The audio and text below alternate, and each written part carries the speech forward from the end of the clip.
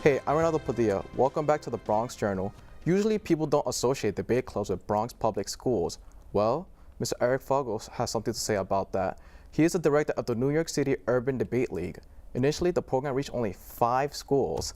Now, thanks to Mr. Fogel's time and effort, the debate league has expanded to include 40 schools and 300 students citywide.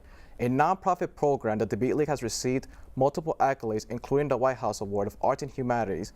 Here I have with me Mr. Fogel, Shawanda Weems, Maria Panetta, and Janasia Johnson. Mr. Fogel, why don't you start off by telling us what exactly is the Urban Debate League? It's a free citywide debate league for all schools, all students, all grade levels. Every month we have free debate tournaments for any student in the city. We have workshops, free summer debate camps, and we have a travel team that competes around the nation. All right, now this is for all of you guys. What does debating mean to you? Let's start with Janasia. Okay. To me, debate is, well, it helps my future, like, because I want to become a lawyer. So it's like, it's a goal, or it's like a starter of what I want to do in my future. Something I'm actually interested in, that I can get involved with, like, knowing the topic, even though the topic may not be the best interest, but it's like I can actually get into it and learn new things with it. Okay, Maria? I believe debate is a place where you can express, well, not really express, but you can learn new things about current events and therefore take it to good places. All right, Ms. Weems? Well, ultimately, as a teacher, debate has opened up doors for our after-school program students and given them the opportunity under Mr. Fogel's leadership to have interaction and exchange with current events and topics that they wouldn't normally have time to engage in within the classroom setting, and bring their interest to it, and then become passionate about topics that some of them, their parents wouldn't even be able to discuss, based on the different diasporas that we actually touch within the context of debate. Yeah, Mr. Fogel? No, yeah, I was a debater in middle school. I was afraid of public speaking in class, so I signed up for the debate team, and I've been a debater since. We firmly believe every single student, every single school should have a debate team. Every student can be a great debater. It's incredible the knowledge you're learning, college-level skills, college-level subjects when you're in middle school. Yeah, and for Mr. Fogel and Ms. Weems, what is the goal exactly with this program? Where you want to take it? Well, for us, we want to just give our students exposure. The idea of giving them the opportunity to discuss, to debate, in the context of the word, and to be comfortable with public speakers. There are adults that are not comfortable talking in front of audiences. Yeah, so if we can engage them with this kind of powerful skill at age 12 and 13, then the sky's the limit for our students. Mr. Fogel? Yeah, on any given weekend, our students are talking about U.S.-China relations, transportation reform. So it's incredible the conversations and the education that's happening after school every day, tournaments every weekend, from Friday night to Sunday night. It's incredible, and yeah. And Janasia, what do you want to take debate? Do you want to be a politician or what? Like, Well, I want to become a lawyer, so yeah. Did this debate role take part in your decision to become a lawyer? Yes, because now I'm familiar with public speaking. I'm not afraid to speak in front of everyone, and now know I can have a judge that's open, and I can speak to publicly. Maria? Oh, if I want to be a lawyer? No, where do you want to take debating?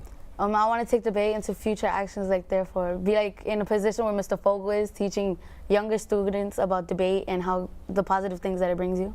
Nice. And it's really interesting. She's at the school, Ms. Williams' school, the School for Environmental Studies, PSMS 15, and the after school Good Shepherds. So they're arguing and learning about environmental studies and also applying that into the world of debates. Yeah. So it's an incredible educational opportunity.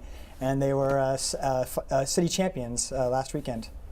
All right, when I go to your website, Mr. Fogel, I keep seeing the word rigorous. You keep describing debating as rigorous. How much time is consumed in debating? Let's start with Ms. Weems. Hours.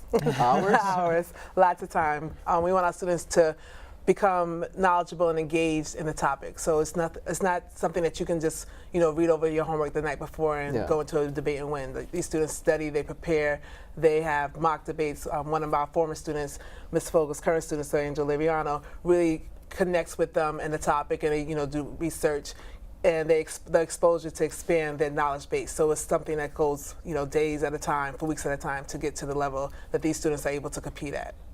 Maria? How much time do you, spend in preparing? It's a lot of time because, as the quote says, practice makes perfect. Therefore, you want to be the best that you can at debate, so you study hard for what you think you deserve. Yeah, Joanda? Usually we get out of school at 3 o'clock. The earliest we leaving, if we know we're not in good standards is 8 o'clock. So, and then we have a 45-minute class. So Yeah.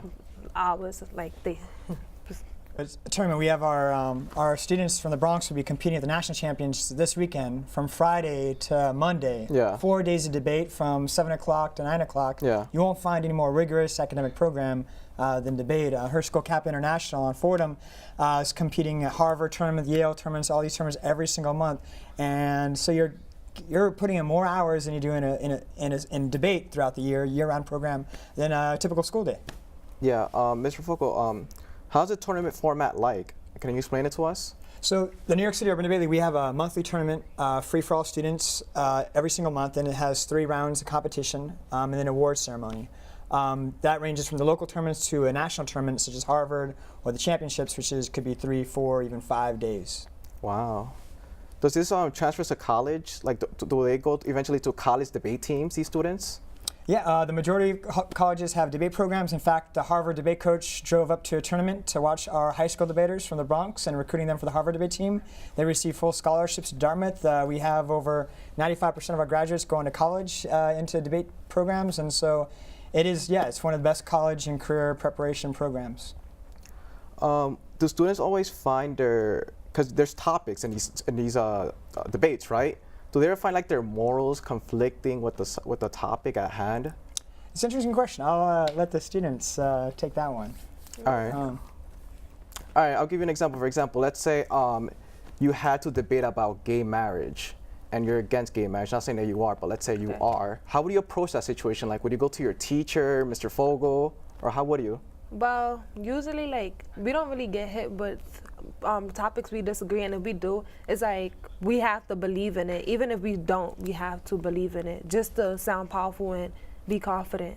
All right, Maria, is that important, trying to like look at the other side of the argument, really? Yes, definitely, because you can have your opinion on your current situation, but at the same time, you never know.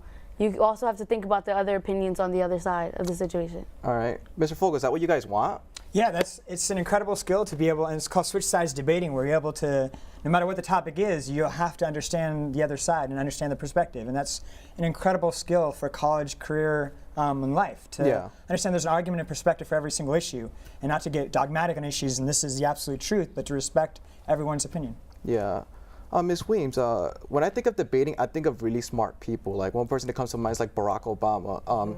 Do you have to be smart to debate or be in a debating team? Well, Barack Obama had to work to get to the status that he's at. And that's the beauty of debate. You can start wherever you are and become engaged in the topic and engaged in the curriculum of debate and take it to the next level. So we've had students within our program that weren't the highest academic working students, and because they've realized that they can be passionate about the topics and passionate about debate, that trickled back into their academic lives.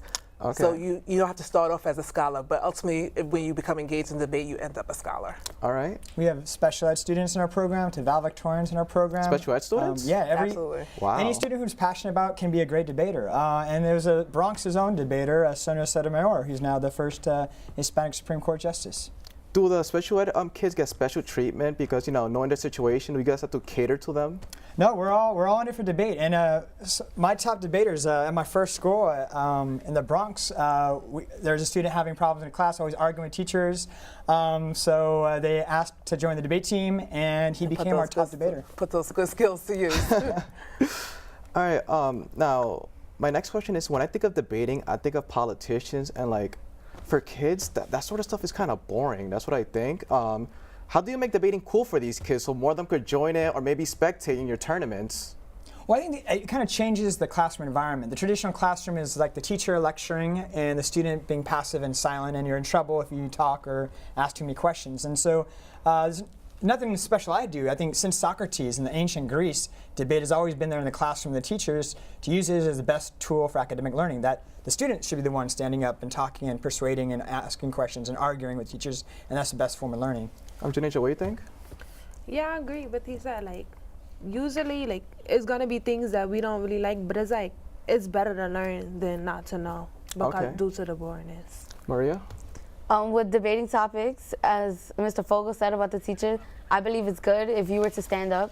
Well, not really stand up, but state your opinions and your perspectives, and also let the students become the teachers once in a while. All right.